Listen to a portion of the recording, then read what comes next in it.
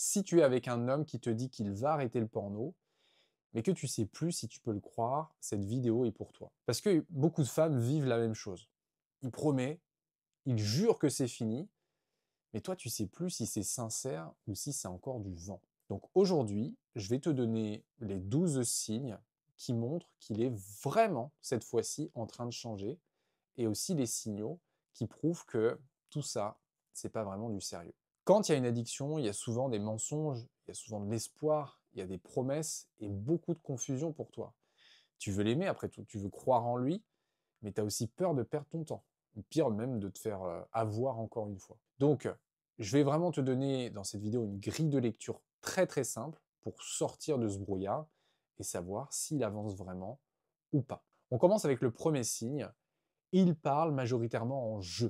Ça veut dire qu'il dit plus c'est toi qui dramatises, ah tous les mecs font ça. Il dit ok j'ai perdu le contrôle, j'ai blessé ta confiance et j'en prends la responsabilité. S'il parle pas en je, s'il renvoie la faute sur toi ou sur le monde entier, il assume rien. Deuxième signe, il assume le passé. Il cherche pas à te dire ah c'est bon, allez on oublie tout, on passe à autre chose. Il accepte que son comportement a laissé des traces et que tu as besoin de temps pour retrouver confiance. Si au contraire il te dit allez on n'en parle plus, ok, tu veux pas passer à autre chose, là ça montre surtout qu'il veut enterrer le problème au lieu de l'assumer. Troisième signe, il ne te demande pas de le croire sur parole. Il sait que les promesses ne valent rien, il ne te dit pas allez crois-moi, je te jure j'ai changé, j'ai arrêté. Il dit plutôt regarde mes actes, pas mes mots, regarde ce que je suis en train de faire. Si au contraire il insiste pour que tu le crois sans preuve, là c'est mauvais signe. Quatrième signe, il cherche de l'aide sans que tu le pousses. Pas juste une séance pour te faire plaisir, c'est lui qui prend un rendez-vous avec un coach ou un thérapeute spécialisé ou un groupe de soutien, et puis il a des rendez-vous réguliers. S'il attend que tu fasses tout à sa place, trouver le pro, le payer, fixer le rendez-vous, là il prend pas vraiment ses responsabilités. Cinquième signe, il change ses habitudes. Il ne fait pas que se retenir et d'arrêter la pornographie. Il transforme sa vie. Il coupe les sources. Il supprime les comptes. Il remplace le porno par autre chose. Si en surface il dit avoir arrêté, mais qu'il passe des heures sur des TikTok sexy ou sur des clips YouTube suggestifs, c'est juste une vitrine différente pour le même problème et ça montre surtout qu'il n'est pas en train de le résoudre et qu'il est juste en train de compenser ailleurs. Sixième signe, il développe une discipline personnelle. Le vrai changement ne touche pas que le porno, donc il devient plus constant dans son travail, dans son sommeil, dans ses routines, parce que la perte de contrôle ne s'arrête jamais à un seul domaine. Donc si sa vie reste chaotique, avec zéro régularité et des excuses en boucle, c'est qu'il ne change pas en profondeur. Septième signe, il prend les devants. Il a une rechute, il en parle. Il a une tentation, il en parle. Il ne te laisse pas découvrir les choses toutes seules. Si tu continues à tomber sur des historiques, sur des captures d'écran, sur des comptes secrets, c'est que rien n'a changé. Huitième signe, il exprime ses émotions. Le porno, c'est souvent une fuite face au stress, à la solitude, à la honte, aux émotions de manière générale. Donc s'il est en train de changer, il ose dire quand il va mal au lieu de fuir derrière son écran. S'il reste fermé, qu'il explose quand tu poses une question, ou qu'il garde tout ça pour lui et que ça craque au bout d'un moment, ça veut dire qu'il ne touche pas au vrai problème. Neuvième signe, il ne négocie pas le cadre. Il comprend que tu as besoin de clarté après ce qui s'est passé.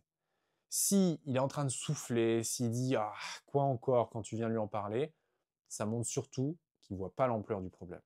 Dixième signe, les actes suivent les paroles.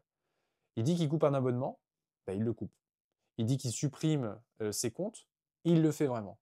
S'il promet, mais qu'à chaque fois tu découvres une porte dérobée, une faille, une appli cachée, un compte secret, les actes ne suivent pas. Onzième signe, il accepte la lenteur. Il sait que la confiance ne reviendra pas en 3 semaines. Donc il dit des trucs du style bah, je comprends que ça prenne du temps.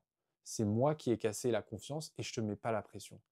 S'il te reproche de ne pas le croire assez vite, c'est qu'il cherche surtout à balayer le problème sous le tapis. Et enfin, le 12e signe, il parle de l'avenir.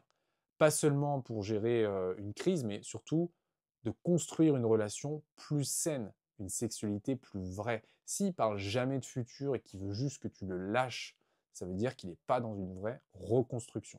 Alors, est-ce qu'il doit cocher toutes les cases pour que tu puisses lui faire confiance?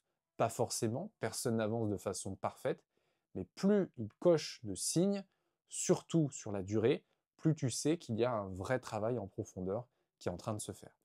À l'inverse, s'il ne coche que 2 ou 3 signes, mais que sur le reste, tu retrouves toujours les mêmes excuses, les mêmes mensonges, les mêmes comportements, là, ça veut dire qu'il n'y a pas encore de changement réel, même s'il en donne l'illusion. Donc, la clé, c'est de regarder l'évolution globale sur plusieurs mois. Pas juste une promesse isolée, pas une semaine clean, mais un vrai changement de posture, d'habitude et de transparence.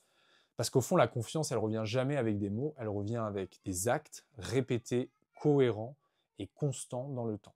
Donc dis-moi en commentaire, quels signes est-ce que tu reconnais déjà dans ton couple et lesquels manquent encore. Si tu as besoin d'en parler plus en profondeur, si tu veux un cadre pour savoir comment avancer dans tout ça, sache que je propose aussi des consultations spécialement pour les conjointes. Tu retrouveras le lien en commentaire pour réserver ta séance et on prendra le temps de faire le point ensemble. Merci de m'avoir écouté jusqu'à la fin et à très vite dans une prochaine vidéo.